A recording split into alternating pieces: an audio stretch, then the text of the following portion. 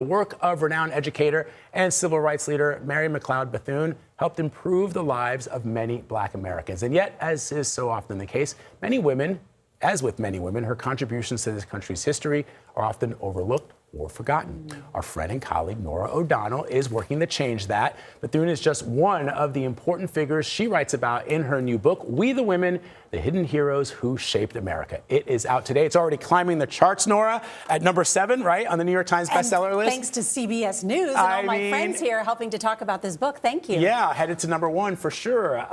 So I want to talk about the prominent women that you highlighted in this book, but why did you want to write this? I always want to highlight the stories of women, and I've done that in my journalistic career, you know, whether it's women in business, women in the military, women in science. I've always tried to shine a spotlight on their achievements and accomplishments. I've never really had the time to write a book, even though people keep asking me to. But because it was America's 250th birthday this year, it seemed like the perfect time to deliver this type of big work. And it is a work of history, and it is a re-examination of the women in history that we weren't taught in school. And excavating these stories took a lot of research, a lot of conversations with historians and experts. And I hope for people that read it, it will be eye-opening to them and it will be inspiring. How did you choose? It is always hard to choose and edit down women. I mean, there could be books of important women. Right. But as you can see, I called it Hidden Heroes Who Shaped America. So I wanted to highlight women who may have not gotten their due in American history. And also they are emblematic of their time period. So since it's 250 years, they're broken up into 50-year parts. So it kind of helps for me. I actually kind of relearned American history a little bit more through the eyes of these women and their contributions. And then with each of them, they were involved in the fight and the struggle to live up to the values that are in the Declaration of Independence, because that's what we're celebrating on July 4th every year. And those words, those 13 words, we hold these truths to be self-evident, that all men are created equal. You know, that sentence has been called the most important in American and perhaps world history, because that sentence about equality and freedom kick-started a revolution. It kick-started every great moral and political battle in American history. And guess what? Women were not a footnote in those battles. They were at the center of each of those battles, whether it was the abolitionist movement, the suffrage movement, the civil rights movement, the labor movement. All of those women were really at the center of those struggles collectively. And that's not what I learned in school. Yeah, I think it's also interesting, Nora, that as children, it always felt to me, whether we were talking about women or Black Americans, that there was always one representative. And that is all you learned. You learned, Rosa Parks or Susan B. Anthony, Harriet Tubman, right? And then after that, it's like, yeah, you know about women in America. Right. That's all you need to know. We were fine after that. Well, you'll be fine, right? And meanwhile, we got like 150 men you have to talk about in history class. So you mentioned Mary McLeod Bethune. I mean, like, I find it so interesting that she's not known, she hasn't been known as well as some of the other women that we mentioned, certainly in the civil rights. And I think Mary McLeod Bethune is a perfect example, because that is someone who's fairly well known among historians and others, because she was the leader of the so-called Black cabinet for President FDR.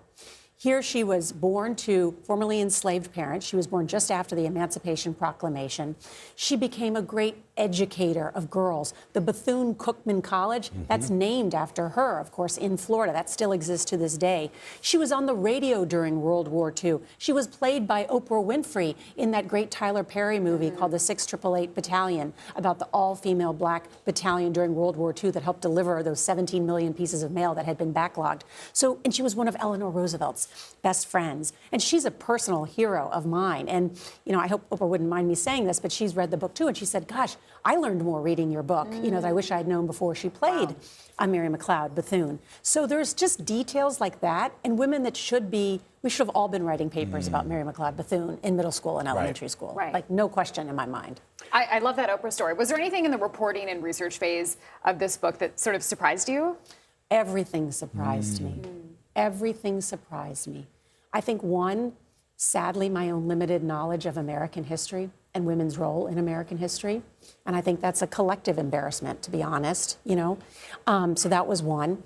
I think, two, how much grit and perseverance women have, and others too, through American history, how they kept going through so much pain, so much discrimination. Gail and I did an event last night, and Gail was talking about, she said, I didn't know that so many of the women in 1917, these suffragists like Alice Paul and others, were jailed after protesting in front of the White House. Yeah. They were beaten. Wow. They were force-fed eggs to the point that they were throwing up. And while that story has been told sometimes, it should be part of just something we all know, because it's important to remember the struggle and the fight that so many women and minorities and others work to make sure that we live up to the values in the Declaration of Independence. So that's what makes living in America so incredibly important and special. One thing I didn't get to ask you on CBS Mornings, Norah, which is you in the book talk about your grandmother who emigrated here to the United States from Ireland. And you say that you didn't know yourself some of the stories of this book, but I always find as children, as descendants of people, especially as the fact that we're both I'm a first-generation American, that we don't even know the history of our own families. What did you learn from researching your grandmother that you maybe didn't know before you took this task? And I had done Finding Your Roots, of course, on PBS, with PBS, Henry sure. Louis Gates, and so he had helped uncover a lot too. But yes, I am the granddaughter of immigrants. My grandmother was from Belfast, Northern Ireland, a Catholic and Protestant-controlled Northern Ireland, where the signs at the time were "No Catholics Need Apply."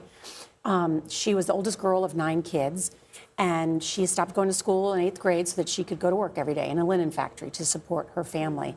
And while I knew and had used to come up to my grandmother, lived in Queens, and used to come visit her, in the summers and stuff, I didn't know, that at 1930, at the age of 23, left all by herself on a boat and had just $20 to her name, and worked as an orderly in a mental hospital. And so how hard she worked for her family.